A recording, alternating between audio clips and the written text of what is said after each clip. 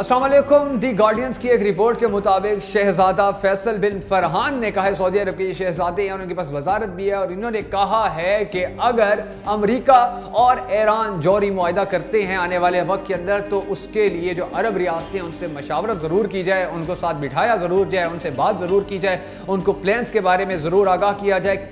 क्योंकि जितनी भी अरब रियासतें हैं, स्पेशली जो सऊदी अरब है, अब उसको बड़ी अच्छी तरह अंदाज़ा हो गया है कि पहले पाकिस्तान को ब्लैकमेल कर लिया करते थे, पाकिस्तान ब्लैकमेल नहीं हुआ। उसके बाद ईरान के साथ दुश्मनी बड़े अरसे से हम चलाते आ रहे हैं, मगर ईरान आज तक ना हमारा कुछ बिगाड़ सके, ना हमें ख़त्म कर सके, ना हम आज तक ईरान को ख़त्म कर सके। लेकिन हमारी दुश्मनी का फ़ायदा यहूद उठाते रहे हैं, हमारी दुश्मनी का फ़ायदा कफ़ार उठाते रहे हैं, हमारी दुश्मनी का फ़ायदा जो इसराइल है वो उठाता रहा है, अमेरिका उठाता रहा है, भारत उठाता रहा है। इसलिए शायद अब जो अरब के लीडर्स हैं, जो सऊदी अरब के हुक्मरान हैं, उनको शायद समझ में आना पड़ गया है कि अगर हम इसी तरह अगयार के साथ खड़े रहे और मुसलमानों से दुश्मनियां करते रहे, तो हमारे पल्ले कुछ नहीं बचने वाला। इसलिए अब उन्होंने अमेरिका और ईरान को बाकायदा तौर पे कहा है कि अगर आपके ये अमन मुआहदे होते हैं, या अगर आपके किसी भी किस्म के जौहरी मुआहदे होते हैं, तो इसकी जो मुशावरत होगी उसमें हमें ज़रूर शामिल कीजिएगा। क्योंकि सऊदी अरब जिस तरह अकेला होता चला जा रहा था ना नाजरीन, इसी तरह अब आने वाले वक्त के अंदर अगर तुर्की, जिस तरह तुर्की आगे आ रहा है और जिस तरह सऊदी पीछे जा रहा है, तो आने वाले वक्त के अंदर जो ताकत, जो मकाम, जो रुतबा पूरी दुनिया के मुसलमान तुर्की को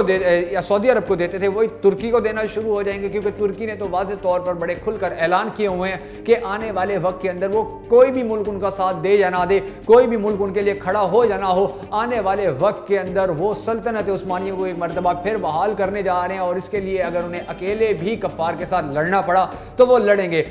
इसके साथ साथ अर्तगल गाजी का जो ड्रामा है वो पता नहीं कितनी ज़बानों में पूरी दुनिया तक पहुँच चुका है, और तुर्की के जो प्लान्स हैं, तुर्की की जो तैयारियाँ हैं, वो भी पूरी दुनिया देख रही है कि किस तरह तुर्की बगैर किसी मुल्क से डरे, जो उसके वसाइल हैं वो भी इस्तेमाल करना शुरू कर दिए हैं। उसने बगैर किसी लालच के, बगैर किसी डर के, वो बहुत सारे मुसलमान ममालिक की मदद भी करता है। पाकिस्तान के जितने भी मौक़िफ़ होते हैं, उन मौक़िफ़ के जितने भी मौक़िफ़ होते हैं, उन सब मौक़िफ़ के हवाले से भी वो बड़े बड़े ऐलानात करते हैं कि जी हम पाकिस्तान के साथ खड़े हुए हैं और पाकिस्तान के ही साथ इसी तरह खड़े रहेंगे। इसी तरह जहाँ भी मुसलमानों पर हमला होता है, जहाँ भी मुसलमानों के साथ नाइंसाफ़ी होती है, जहाँ भी मुसलमानों पर जुल्म होता है, तुर्की वहाँ पर आगे आया खड़ा होता है। और तुर्की के इतने ज़्यादा इन्फ्लुएंस के बाइस ही अब सऊदी अरब मजबूर हो चुका है कि वो ईरान के साथ ताल्लुकात, जितनी कशीदगी है उस कशीदगी को कम करे, ताकि इसके दुश्मन इस खित्ते में कम हो। अब जब तुर्की भी इतना ताकत में आ रहा है, तो और ईरान के साथ अमेरिका के जो जितने भी जौहरी या दूसरे जितने भी मुआहदे हो रहे हैं, वो मुआहदे भी होने जा रहे हैं, तो ऐसी सूरत हाल के अंदर